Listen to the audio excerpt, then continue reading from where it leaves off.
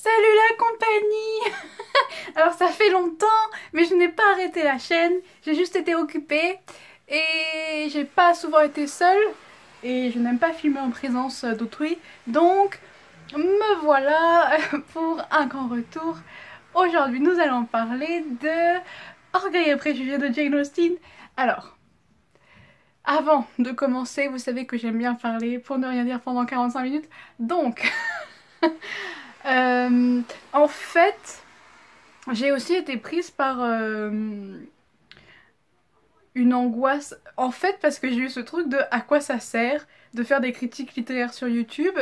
Alors je pense que ça vient directement du fait qu'on vit dans un monde capitaliste et qu'il faut continuellement genre justifier son emploi, genre, et du coup parce que, mais en vrai parce que c'était genre si vous n'avez pas lu le livre, quel intérêt j'ai de vous faire la critique? Et si vous avez lu le livre, vous avez sûrement un avis sur le livre. Et donc qu'est-ce que j'ai apporté de plus à part mon propre narcissisme, quoi, vous voyez. Je suis un peu dans une aporie, donc il n'y a pas de réponse, hein. À part, genre, c'est peut-être ce qui peut donner du sens à la vie, s'il y a la réponse un peu banale à tous les problèmes. Genre, est-ce que ça donne du sens à ta vie? Oui, mais... c'est pas un vrai sens et c'est moi qui le crée. Ah, bref. Du coup, voilà, je pensais à ça, et puis après, je me suis dit qu'on allait quand même parler de Jane Austen. Alors, quand j'ai lu Orgueil et préjugés, j'étais très fière de moi parce que c'est quand même une grosse épine. Pas dans le sens où, genre, c'est chiant à lire, c'est trop bien, mais... Ah, fallait que je le fasse, parce qu'il y a toujours des livres, vous savez, genre, il faut les lire. Genre, la prochaine étape pour moi, c'est Proust, hein, mais bon, on n'y est pas encore. Enfin, bref. Euh, donc, Orgueil et préjugés. Je pense que c'est l'œuvre la plus connue de Jane Austen, manifestement. Euh... Et... Ok, je crois que c'est une œuvre... Enfin, je connais tellement de filles. C'est surtout une œuvre qui s'adresse à des filles, je crois, mais c'est dommage parce que c'est vraiment... Enfin, c'est trop bien. Ça y est, on commence déjà à dire des trucs d'une banalité affligeante, genre... Orgueil et préjugés, c'est beaucoup trop bien. Mais parce que c'est vraiment bien.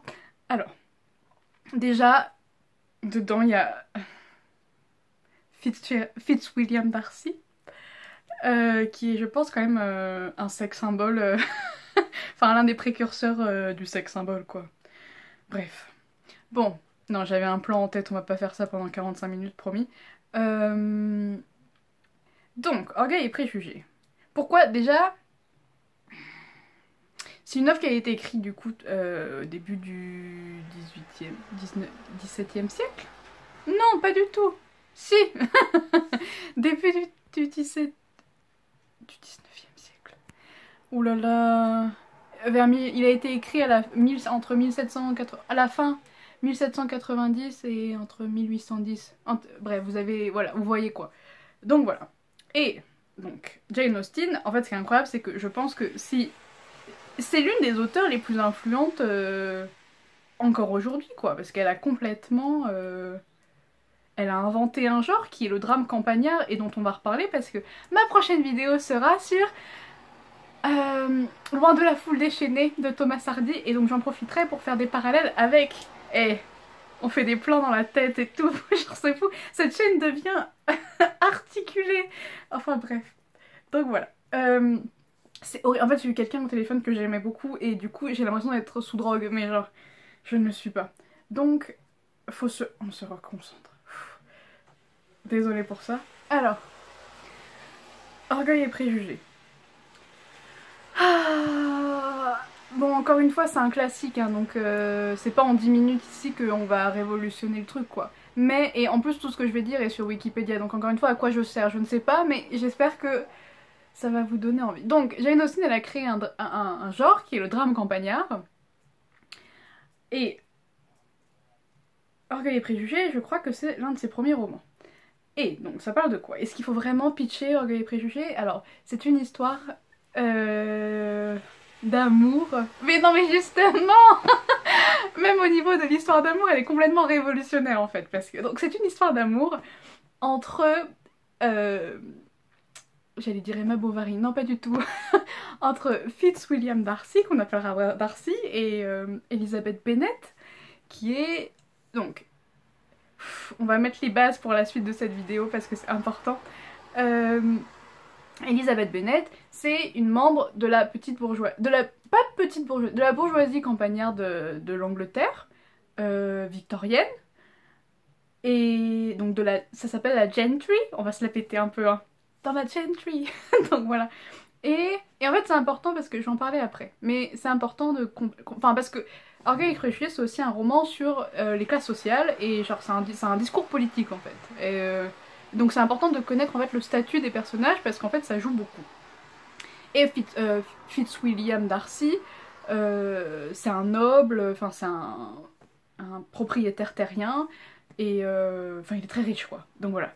Et alors est-ce qu'on va commencer par la fin comme d'habitude? Non, on va pas faire ça cette fois. Mais c'est important en fait de comprendre, parce que je sais que dans certaines adaptations cinématographiques et tout, on a fait de Elizabeth Bennet un personnage assez pauvre, enfin genre comme si elle était miséreuse, alors que c'est pas du tout, c'est quand même quelqu'un, c'est une bourgeoise, hein, donc c'est pas, elle est pas pauvre, enfin ses parents ils ont un terrain qu'ils exploitent, enfin...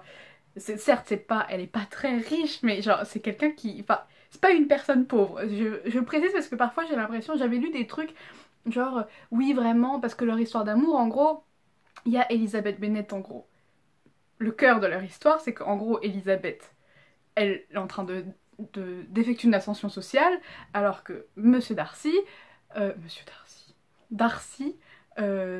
au contraire, c'est pas une descente, mais en gros, il épouse quelqu'un qui a un rang inférieur à lui, et j'ai entendu le truc genre c'est la bergère qui épouse le prince. Non, ce n'est pas ça, c'est quand même des gens qui appartiennent à la même caste sociale, c'est juste qu'ils n'ont pas les mêmes revenus. Bref, voilà, une fois qu'on a dit ça, on va se reconcentrer. Bon, on va articuler cette vidéo en 3 points. La première, c'est pourquoi le personnage d'Elizabeth c'est assez révolutionnaire, parce que Jane Austen, c'est l'une des premières qui écrit le féminin de cette façon.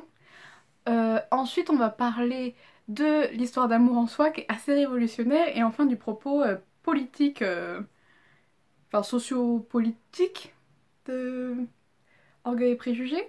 J'espère que ça ira assez vite. De toute façon j'ai un temps limité sur mon truc, mais j'espère quand même pas vous emmerder pendant 25 minutes à raconter n'importe quoi. Donc déjà, Jane Austen, elle est importante parce que comme je l'ai dit, elle a une façon d'écrire le féminin qui est en fait l'une des premières à faire ça, c'est-à-dire que Elizabeth Bennet, son personnage, son héroïne, c'est un personnage qui est profondément marqué par l'idée que c'est un être intellectuel en fait, et logique. Alors là comme ça peut faire une évidence, parce qu'on est dans un cadre, aujourd'hui on accepte que les filles elles sont logiques et pas genre des êtres irrationnels, mais quoique il y a des gens qui en doutent encore, mais bon, voilà. Et en fait, c'est l'une des premières personnes qui écrit, genre Elisabeth, en fait, elle est déjà elle est très peu décrite physiquement, et ensuite elle est, enfin, déjà c'est... Oh là là, ça y est, trop de... Ah, je m'embrouille dans mes propres idées. En gros, elle est écrite, le vocabulaire qui est utilisé pour parler d'Elisabeth, c'est toujours un vocabulaire de l'ordre de la logique et de l'introspection. Et en fait, il y a énormément de passages dans le texte où Elisabeth, elle doit se recueillir sur... Enfin, quand elle doit réfléchir, en fait, elle s'isole, et on a accès à ses pensées, mais qui s'est apporté dans l'ordre... Enfin, c'est tout le temps du vocabulaire de l'estimation, elle jauge, elle juge, enfin, c'est pas du tout... On va comparer ça avec... Ma première vidéo était sur la princesse de Clèves, et en fait, c'est intéressant de voir comment l'introspection chez Madame de Lafayette et Jane Austen, en fait, c'est des introspections qui sont au fond assez... Alors que c'est le même motif littéraire. Enfin, c'est la même forme en fait, c'est pas du tout amené de la même façon, ça dit pas du tout la même chose. C'est-à-dire que chez Madame de Lafayette, c'est voilà, l'autoflagellation, on est complètement dans le sentiment, etc. Alors que chez Elizabeth Bennet, il y a quelque chose, une rationalisation de l'amour en fait, et des sentiments. Et ça, c'est quand même assez novateur en fait, de présenter un personnage féminin, genre qui est intelligent, qui est logique, rationnel en fait. Parce qu'elle est vraiment très rationnelle. Mais à un point où genre ça va contrebalancer... Enfin ça va pendant longtemps en fait questionner ses sentiments amoureux, parce qu'en fait elle en est pas sûre, parce que genre rationnellement ça fait pas forcément sens pour elle quoi. Et je sais pas, je trouve ça c'est assez... En vrai à l'époque c'est... Enfin, ça va à l'encontre complètement de la représentation du féminin qui voudrait être complètement dans la sensibilité, dans le sentiment, dans l'impulsivité, pas l'impulsivité genre agressive, mais dans le... c'est les sentiments qui parlent quoi. Là il y a vraiment une rétention des sentiments au profit en fait de l'analyse rationnelle, etc. Bon, ça arrive aussi après, au moment des Lumières, enfin quasi un peu après, donc en fait c'est assez... c'est normal que ça arrive à ce moment-là, enfin, mais bref, c'est important de l'avoir en tête. Après, ce que j'aime bien chez Jane Austen, en plus, c'est qu'elle est nuancée parce qu'en fait, elle offre une galerie de personnages féminins qui est assez... Parce qu'à côté de ça, par exemple, il y a la sœur, donc Jane, la sœur de... D'ailleurs, elles ont le même nom. Bref, la sœur d'Elisabeth, elle s'appelle Jane. Et Jane, au contraire, c'est celle qui va être plus dans le sentiment, mais qui est pas un sentiment complètement irrationnel ou genre... ou... Enfin, mais qui va pas être non plus que dans l'analyse, où c'est genre... et qui va être dans l'empathie, etc. Et qui est un trait beaucoup plus féminin. Et à côté de ça aussi, c'est pour ça, on a fait de Jane Austen autrice féministe et tout. Alors déjà, à dire féministe à l'époque, ça n'a aucun sens, mais en plus... elle fait aussi des personnages féminins en fait qui sont complètement dans les clichés de l'époque, à savoir la mère Bennet, ses sœurs, etc. qui sont jeunes en fait, notamment Lizzie qui est complètement irrationnelle et genre où en fait son intérêt principal c'est le mariage, draguer les garçons pour le dire un peu brutalement, etc. Donc voilà. Donc une galerie de personnages féminins et c'est intéressant. En fait, ce qui est intéressant, c'est qu'au sein même du livre, elle offre une panoplie de représentations du féminin qui sont enfin, en fait, il y a matière, quoi. Et je trouve ça hyper intéressant. La façon dont elle écrit le féminin, c'est assez révolutionnaire. En même temps, sur certains points, elle reprend entièrement ce qu'elle est déjà... Enfin, genre des clichés aussi qu'on a. Mais bref, enfin, comment elle les exploite, etc. C'est intéressant, quoi. De voir qu'en fait, les valeurs qui sont portées à l'époque comme étant féminines, c'est des trucs qu'elle rejette complètement, elle, en tant qu'autrice, quoi. Et au contraire, elle fait des personnages féminins qui sont en fait dans la réflexion égale des hommes, quoi. Enfin, genre qu'on... D'ailleurs, c'est dit, c'est parce que au sein de l'histoire d'amour entre Elisabeth et Monsieur Darcy, genre, ce qui est intéressant, c'est de voir que, en fait, ils s'aiment. Oula, pardon. Ils s'aiment parce qu'ils se ressemblent, en fait. Et elle le dit plusieurs. Enfin, il y a un moment, au début du roman, il lui dit, je crois, on se ressemble plus que. Enfin, il suppose en gros qu'ils se ressemblent plus qu'elle veut bien le dire. Donc voilà. Le deuxième point, c'est à quel point c'est une histoire d'amour en vrai qui est assez originale, même si aujourd'hui c'est un peu un classique quand même du genre. En fait, au sein même du genre, c'est un livre je trouve qui est complètement... Alors vous l'avez compris, moi les histoires d'amour c'est vraiment mon dada, je pourrais lire ça tout le temps. Mais en fait c'est intéressant de voir que c'est pas du tout un livre qui est cliché sur la façon dont on écrit l'amour quoi, parce que c'est pas du tout... Par exemple, ce qui est à l'époque, en fait, le motif récurrent, c'est le coup de foudre, l'idée qu'on tombe amoureux alors qu'on connaît même pas la personne. Là, au contraire, c'est l'idée, et que c'est pas du tout de l'ordre du traditionnel dans la façon dont les sentiments sont amenés, c'est un processus qui est long, et pendant la moitié du livre, l'héroïne, elle le déteste, quoi, genre, c'est viscéral. Bon, après, il y a des trucs... En gros, ce qui se passe au début du roman, pourquoi elle ne l'aime pas? Parce que, pour ceux qui l'auraient pas lu ou qui connaîtraient pas, Darcy, en gros, ils sont à un bal et elle l'entend dire, il y a le meilleur ami de Darcy qui lui dit genre, oh tu pourrais danser et tout, regarde il y a la sœur de la personne que je convoite qui est toute seule, vas-y, et il lui a dit j'ai pas de temps à perdre et en plus elle est pas assez jolie pour me tenter, enfin grossièrement il lui dit ça donc elle est hyper vexée et après elle le déteste quoi, elle le trouve super fier machin machin. Donc, maintenant on va parler de l'histoire d'amour en elle-même. Donc voilà, donc rien que pour ça déjà c'est un peu un parti pris narratologique qui est pas du tout... qui va pas de soi en fait et qui est assez intéressant parce qu'en fait on n'en voit pas souvent des histoires comme ça où c'est vraiment... En fait, où les événements viennent concrètement changer la donne quoi. C'est-à-dire que, je suis désolée cette vidéo, il est 4... Pardon. Est-ce que ça vous intéresse? Je vais finir vite. Ah, je pensais que ça serait plus court que ça. Mais non, j'ai beaucoup de choses à dire. Bon. Où en gros, les sentiments... En fait, les sentiments... En fait, ce que j'aime bien, c'est que souvent dans les histoires d'amour, il y a quelque chose de l'ordre de l'inévitable. Et genre, l'idée qu'il y a un destin qui se crée.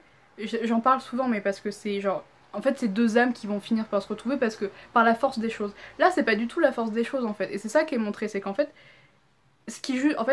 le point de bascule en fait, qui vont faire naître les sentiments d'Elisabeth et donc parce que Darcy, il est attiré par elle en fait au début, mais elle, pas du tout. Et donc en fait, dans cette tension là, ce qui est intéressant, c'est qu'au fond, c'est la confrontation de deux modèles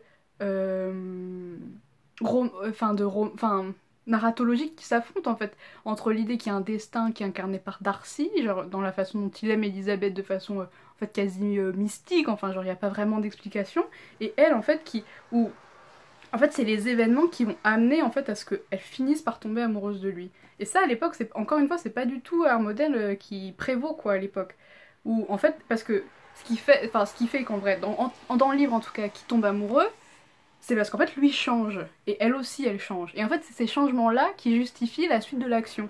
Donc en fait, on voit les causes en fait. Enfin, et là encore c'est quelque chose de très très rationnel en fait. Et Jane Austen vraiment je pense qu'elle peut être complètement lue dans la continuité des Lumières quoi. Parce que genre elle vient rationaliser le sentiment amoureux. Et ça c'est pas quelque chose qu'on voit beaucoup, j'ai l'impression. Mais même encore aujourd'hui c'est pas quelque chose qu'on voit beaucoup. Et, et donc est-ce que c'est clair ce que je dis? J'espère que oui, parce que moi je trouve ça génial. Enfin, voilà. Et donc, dernier point aussi.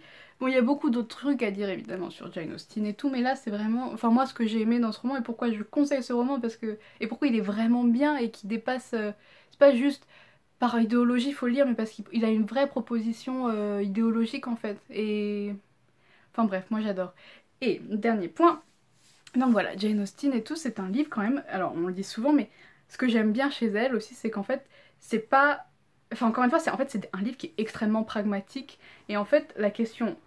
À la base, l'histoire s'articule complètement autour de la question. C'est un drame bourgeois en gros. Hein, donc la question s'articule entièrement autour de la question pécuniaire en fait.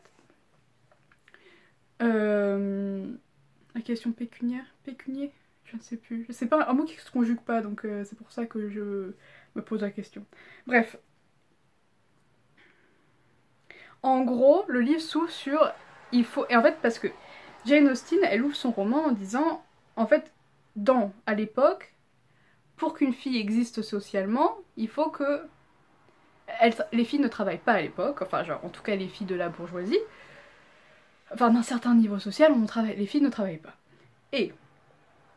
donc en fait, leur seul moyen en fait, de vivre concrètement, c'est d'épouser quelqu'un qui a de l'argent. Ou de dépendre de leur famille qui a de l'argent. Le truc c'est que ce qu'ils appellent un entailment, je sais pas trop le mot en français. En gros il y a un entailment sur la famille Bennet, ce qui fait qu'en gros le jour où le père Bennet, parce qu'il a eu 5 filles, et genre le jour où il perd son établissement, en fait, enfin où il meurt en fait, concrètement, sa famille n'ont rien parce qu'en fait c'est le cousin qui va hériter, c'est le mâle le plus proche qui hérite de la maison. Et donc en fait, si le mâle ne veut pas, si le monsieur qui va hériter de la maison ne veut pas d'eux, en fait, genre concrètement, ils ont nulle part, enfin ils ont pas de maison quoi, enfin genre ils perdent tout et je crois qu'ils obtiennent une somme dérisoire, mais genre ils ont rien parce qu'ils ont aucun droit. Alors ça c'est pas vraiment, en soi c'est un peu discuté etc, mais c'est pas, Jane Austen c'est pour ça, c'est pas non plus une autrice révolutionnaire, c'est une fille de son temps, enfin genre elle écrit, je pense que c'est une Tory. Enfin, il y a des gens qui ont dit qu'elle était Tory, donc c'est Enfin, à la base, c'est. Elle est quand même assez conservatrice, quoi, c'est ça que je veux dire. Elle est pour le Parlement et tout, mais bref, voilà. Enfin, c'est quelqu'un qui évolue, qui est dans un certain milieu, tout ça, donc on accepte les codes, etc. Bref. Mais du coup, en fait, la question de l'argent, elle est vraiment au centre du livre, et ce que j'aime beaucoup, c'est que c'est jamais caché, genre. Enfin, il y a toujours cette tension. Parce que même Elisabeth, elle aime Darcy, mais elle aime aussi Darcy pour ce qu'il va lui apporter. Et je trouve que ne pas le cacher, genre, enfin je sais pas, il y a quelque chose d'assez intéressant là-dedans. Bref. Et donc, vraiment, en fait, l'histoire c'est il faut essayer de marier toutes les filles Bennet, ça va être le fil conducteur de tout le roman.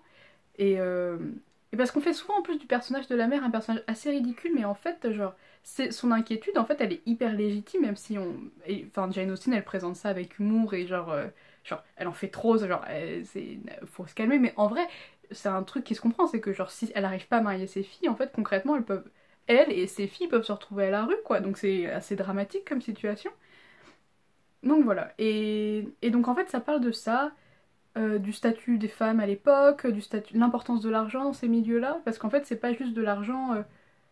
Enfin, en fait la question de l'argent elle est vraiment au centre du roman, mais c'est pas quelque chose présenté comme quelque chose en fait dont on peut se passer, mais vraiment comme un enjeu en fait qui est égal au sentiment quoi. Et genre c'est fou, enfin lire ça, enfin je sais pas, ça me.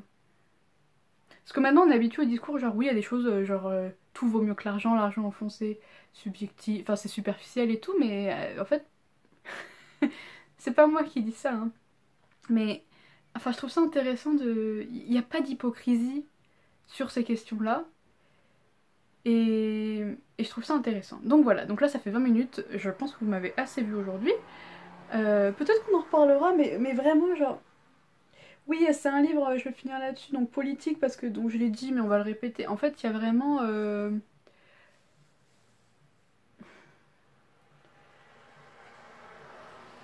l'idée qu'on va trahir son statut social d'un côté comme de l'autre en fait. Et genre pour Jane Austen, pour Elizabeth Bennet, c'est un avantage, mais pour Darcy en fait c'est un inconvénient. Parce que genre du coup il est pas... oh, je pourrais continuer des heures sur le sujet, donc je vais m'arrêter. Mais en gros voilà. C'est un livre avec un personnage, une vision, une écriture du féminin qui est hyper novatrice. Une histoire d'amour que je trouve hyper originale et un livre, je le dis tout le temps mais parce que je vais arrêter de le dire, un livre politique aussi, genre dans sa question, son approche socio-économique du monde qu'il décrit et à quel point et comment les personnages, genre les mouvements qu'il va y avoir au sein d'un même cercle social, bref voilà, des personnages, bref, est-ce que vous avez compris? Non pas du tout. Bon bah je vous souhaite une bonne soirée, j'espère que vous êtes contents de me revoir et des bisous, merci si vous êtes allés au bout, tchuss.